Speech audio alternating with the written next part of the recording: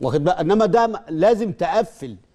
دي حاجه، تاني حاجه هو المشكله كلها ان هو متعور، يعني مش جاهز، لا يمكن يلعب بالظبط كده. انا ما غامرش هي دي المشكله، ما غامرش بيه حتى لو لا قدر الله دخل على فيها حسب جون. سير اللقاء قصدك. لا، وحتى لو لا قدر الله دخل فيها جون انا احافظ عليه عشان يجي لي يبقى سليم 100% في الماتش اللي ماتش اسبوع بعديه على طول ماشي. يبقى هو بقى الاسبوع ده هيفرق كتير قوي في علاجه بقى، وفي التمارين اللي يعملها والتاهيل بتاعه وكل الكلام ده. فهيجي لك هنا يبقى واقف على رجله، غير لما انت برضه تبقى حاطط ايدك على قلبك، واخد بالك؟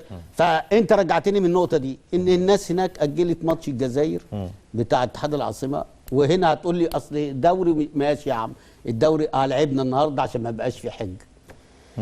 ماشي تمام. طب هو الزمالك ضمن كده وجوده في دوري ابطال؟ لان انا قلت المعلومه دي. بص، هي نقطه ياخد الدوري ويبقى دوري ابطال، يبقى دوري وابطال بقى له كتير قوي، بقى له كام 6 سنين يا كابتن؟ فين؟ ما دخلش دوري ابطال. ايوه 6 سنين. ما انت برضه في ماتش القرن انت عملت. خلينا اعدي كلم كابتن مجدي. خلص انت هتخلينا اسلام يجي لنا تاني. ما تخلص. من 6 سنين الزمالك ما راحش دوري يا عم الزمالك الله يكون في عونه، ما انتوا سايبينه في حاله.